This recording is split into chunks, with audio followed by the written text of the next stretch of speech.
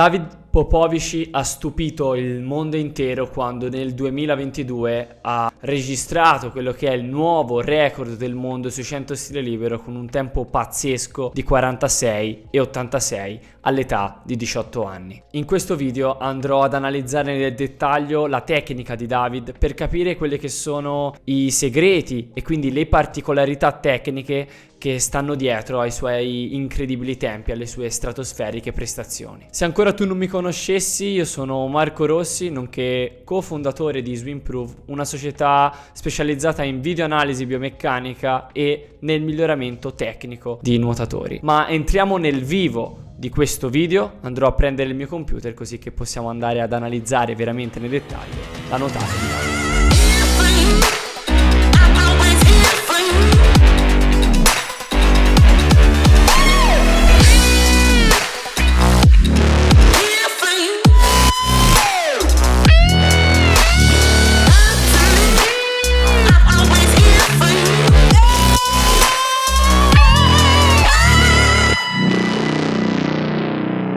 Partiamo da un video esterno frontale dove mi andrò a concentrare sulle parti non propulsive, quindi in questo caso sul recupero. E guardiamo il recupero del braccio destro e vediamo come la spalla sale molto alta, molto fuori rispetto all'acqua e il gomito si trova quasi al di sopra di essa. Questo chiaramente permette a David di avere un recupero molto agevole, non stressare eccessivamente quella che è l'articolazione della spalla, ma soprattutto predisporre nella fase successiva al meglio la mano per l'ingresso. Infatti, come vediamo, l'ingresso viene eseguito esattamente con la mano in linea con la spalla. Ecco, questo è uno dei prerequisiti fondamentali quando nuotiamo a stile libero, in modo che possiamo essere in grado di ricercare acqua lontana e poi predisporre in maniera corretta la mano per quella che poi sarà la fase successiva, ovvero la presa, la trazione e poi la spinta. Sul sinistro vediamo che c'è una certa sincronia, non esegue un recupero identico rispetto al braccio destro, la spalla sale leggermente meno, di conseguenza il gomito è un pochino più orizzontale come vediamo, e anche l'ingresso è leggermente diverso, non entra con la mano poi il gomito e poi con la spalla come succede nel braccio destro, ma questo in realtà non va a condizionare in maniera eccessiva quello che succede dopo, perché poi entra molto dritto davanti alla spalla per poi andare a prendere l'acqua correttamente. Prendiamo invece adesso un video laterale,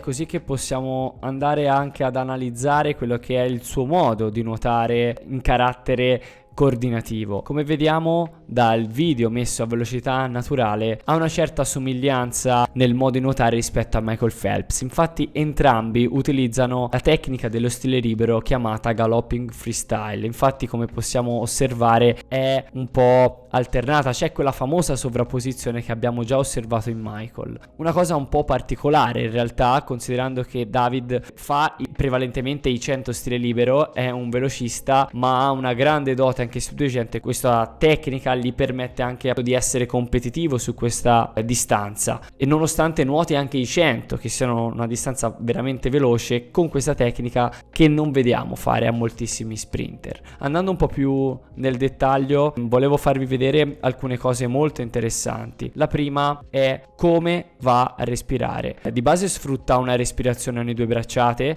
ma soprattutto quando va a effettuare la trazione col braccio destro vediamo proprio come la sua testa tende a sollevarsi, va ad alzarsi, a portare le sue spalle sopra il livello dell'acqua per poi andare a respirare con la testa, seguendo quello che è un po' lo schema classico, ovvero mantenere bene la testa appoggiata alla superficie dell'acqua come se fosse un cuscino. Ecco, questo è una caratteristica di David. Utilizza sì un galloping freestyle, ma è molto accentuato, e il braccio destro, questo poi magari lo andremo a vedere successivamente da una vista subacquea, denota come sicuramente c'è una spinta anche che tende a mandarlo verso l'alto per permettergli di essere sostanzialmente più alto, più sollevato sull'acqua. E qua voglio fare una premessa importante: questa tipologia di tecnica non è adatta a tutti, lui può essere in grado di farla perché è un super campione, ha delle doti incredibili, ma spesso l'errore che potrebbe succedere è cercare di imitarlo al 100%, soprattutto in questa particolarità, ovvero cercare di nuotare quanto più sopra l'acqua. Non è una cosa adatta a tutti, tutti e servono dei prerequisiti fondamentali, altrimenti in realtà andremo soltanto a disperdere energie inutilmente che non sono utili per quello che è il nostro avanzamento. Cercando sempre di trovare delle analogie rispetto alla nuotata che aveva Michael Phelps, ricordiamo che entrambi nuotano i 200 stile sotto il minuto e 43 secondi in vasca lunga, e possiamo vedere come in realtà la gambata di David è leggermente diversa. Chiaramente entrambi utilizzavano una coordinazione di 6 colpi di gambe ogni ciclo di bracciata, quindi ogni 2 bracciate, ma quello che vado a notare, qua voglio fare anche uno zoom per capirlo meglio, è come David ha un colpo veramente stretto. Che cosa intendo? Va a piegare veramente poco quella che è l'anca, guardate qua, è veramente impercettibile la flessione dell'anca rispetto a quella che è la sua coscia. Infatti, come vediamo, mantiene una certa linearità. Questo gli permette di non aumentare quella che è la superficie frontale all'avanzamento, ma al contempo mantenere un colpo efficace. Qua in fase di trazione è il momento in cui c'è la massima flessione della gamba sulla coscia, che comunque sia non è così vigorosa, ma la cosa che appunto mi ha colpito maggiormente è proprio la scarsa flessione che c'è invece tra il ginocchio e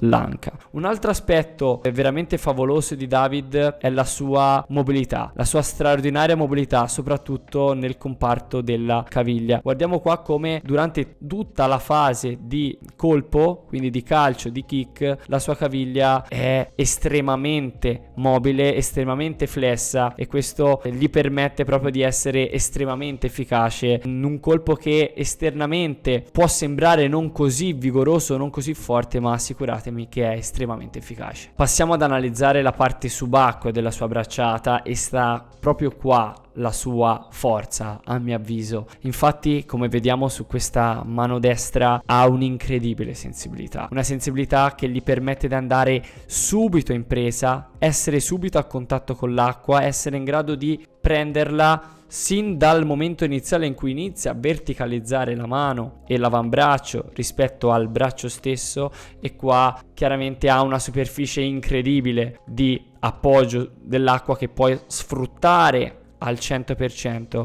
per spingere l'acqua verso il dietro. Stessa cosa vale sul sinistro, anche se ci sono alcune differenze che chiaramente sono intrinseche a quello che è il modo di nuotare di David. Sul sinistro possiamo vedere come in realtà va a prendere acqua sin da subito, ma abbiamo una particolarità, ovvero una forte componente di bolle che si porta un po' dietro sul braccio sinistro. Sinceramente questo non me l'aspettavo, ma credo che sia derivante dall'ingresso. Vi ricordate quando vi ho fatto vedere il recupero del braccio sinistro che è leggermente diverso al destro? Ecco, probabilmente deriva da questo. Anche da questo frame possiamo vedere come c'è un'incredibile sovrapposizione tra le due bracciate. Questo è veramente la caratteristica principale di David, che esprime al meglio quelle che sono le potenzialità di un galloping freestyle. Studiando quelli che sono i video di David, in realtà ho visto che c'è una certa sincronia anche nella parte subacquea della bracciata, come vi ho detto prima, ma anche sotto un altro punto di vista. Qui abbiamo il sinistro in azione e vediamo come durante la fase di trazione, quindi dal momento in cui la mano si avvicina rispetto a quella che è la spalla, ha la mano che si trova abbastanza lontana rispetto alla spalla. Questa è una condizione non certamente favorevole per l'articolazione stessa, ma che Davide sicuramente riesce a gestire al meglio grazie a un'incredibile mobilità che ha la sua articolazione. Non è neanche semplice avere una certa stabilità in questa fase qua, soprattutto il rischio è sempre quello di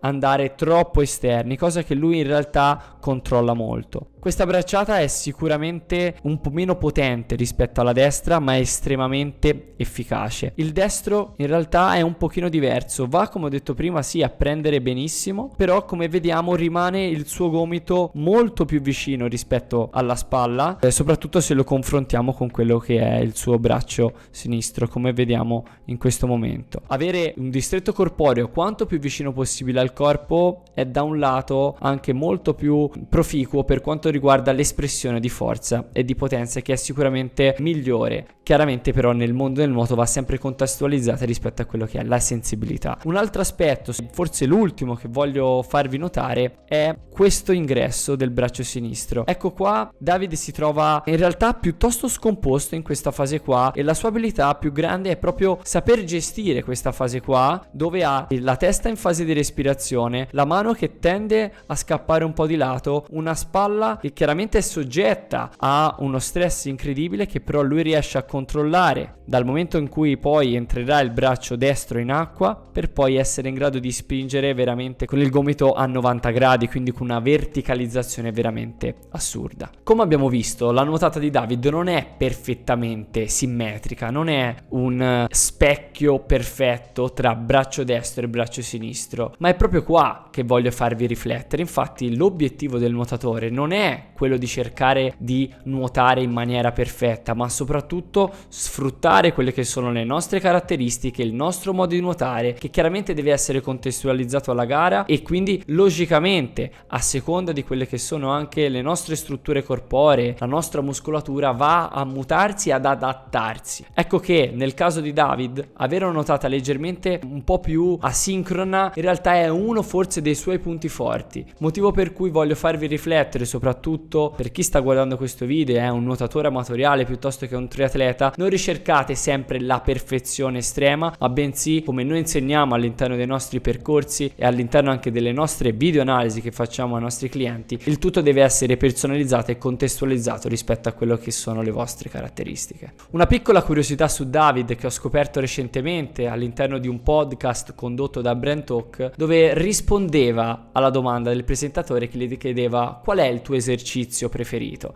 Lui diceva che i suoi esercizi preferiti sono le remate, ma in particolar modo una variante, ovvero la variante dove dobbiamo tenere il braccio in completa distensione e poi lavorare esclusivamente su quella che è la verticalizzazione. Ecco, anche questo ci fa riflettere su come anche un campione del genere va a lavorare in maniera specifica su quella che è la sensibilità, che dovrebbe, tra virgolette, come molti credono, essere già innata, motivo per cui è ancor più fondamentale che noi atleti comuni andiamo a lavorarci in maniera settoriale, cercando di capire quelle che sono le nostre difficoltà e poi logicamente avere un programma di esercizi studiato su misura rispetto a quelle che sono i nostri obiettivi e le lacune che vogliamo colmare. Se sei interessato anche tu a questa tipologia di servizio, vuoi avere la tua videoanalisi personalizzata e vuoi capire anche qual è il miglior modo per migliorare i difetti presenti all'interno della tua nuotata, ti invito a cliccare nel link in descrizione e scoprire quelli che sono i nostri servizi studiati su misura per te. Io spero che anche questo video possa esserti piaciuto. Abbiamo analizzato la nuotata di David come ci avete chiesto nei commenti. Vi invito pertanto a lasciare un bel mi piace se vi è piaciuta e magari commentare qua sotto con altro atleta che vorresti che io